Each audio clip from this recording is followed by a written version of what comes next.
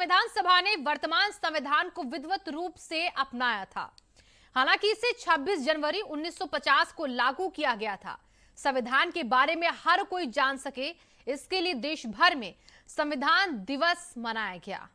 ये रिपोर्ट देखिए।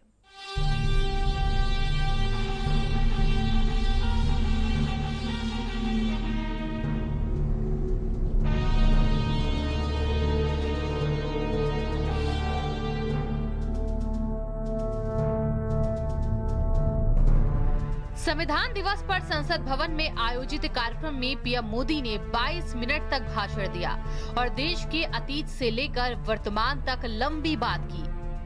हर वर्ष संविधान दिवस बनाकर के हमने अपने आप को मूल्यांकन करना चाहिए। अच्छा होता देश आजाद होने के बाद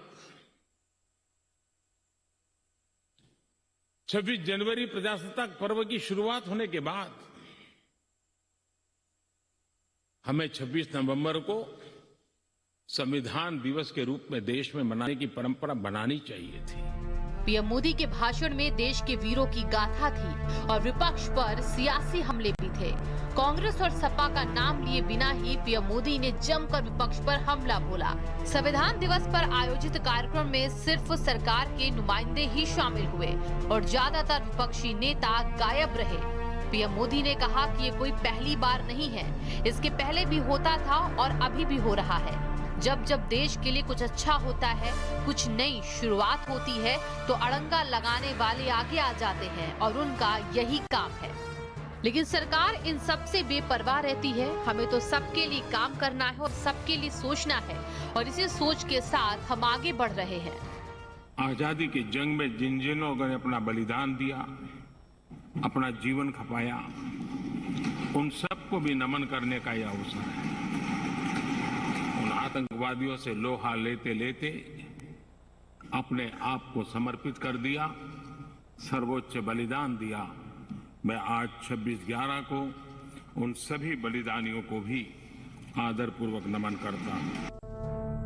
प्रधानमंत्री नरेंद्र मोदी ने अपने भाषण में संविधान की खूबियां बताई और कहा कि हमारा संविधान गरीब और अमीर में भेदभाव नहीं करता, सबको बराबर का हक देता है। संविधान सबको आगे बढ़ने का अवसर देता है। संविधान एक स्वस्थ लोकतंत्र देता है। पीएम मोदी ने संविधान की खूबियां गिनाने के साथ साथ विपक्ष पर हमले भी खूब किए। निशाने पर कांग्रेस और समाजवादी पार्टी थी। पीएम मोदी ने कहा कि राजनीति में बढ़ता परिवारवाद लोकतंत्र के लिए खतरा है। पीढ़ी दर पीढ़ी किसी पार्टी को एक ही परिवार चलाए, ये संकट है। हिंदुस्तान के हर कोने में जाइए, भारत एक ऐसे संकट की तरफ बढ़ रहा है जो संविधान को समर्पित लोगों के लिए चिंता का विषय है, लोकतंत्र के प्रति आस्था रखने वालों के लिए चिंता का विषय है, और वो है पारिवारिक पार्टियां। संविधान दिवस पर सीएम योगी आदित्यनाथ ने भी प्रदेशवासियों को बधाई दी और कहा कि लोकतंत्र में संविधान की बड़ी ताकत होती है। संविधान के कारण ही देश में सबको मताधिकार का अधिकार मिला है। यह अवसर हम सबके लिए विशिष्ट इसलिए भी है कि भारत के संविधान के ही कारण आज हम सबको एक समान मताधिकार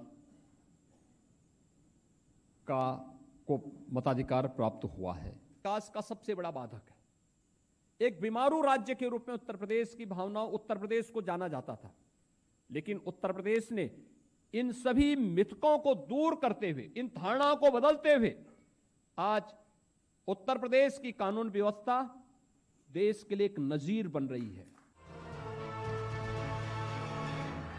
संविधान दिवस के मौके पर हुए कार्यक्रम से भले ही ज्यादातर विपक्षी नेताओं ने दूरी बना ली हो, लेकिन सरकार की तरफ से संदेश जरूर दिया गया कि वो संविधान के रक्षक हैं और संविधान के बताए रास्ते पर सरकार काम कर रही है। विपक्ष अगर संविधान दिवस से दूरी बनाता है तो उसका मामला है। ब्यूरो रिपोर्ट, भारत समाचार। उन सभी बलिदानियों को भी आदरपूर्वक नमन करता हूं। समाजवादी पार्टी अब लोहिया और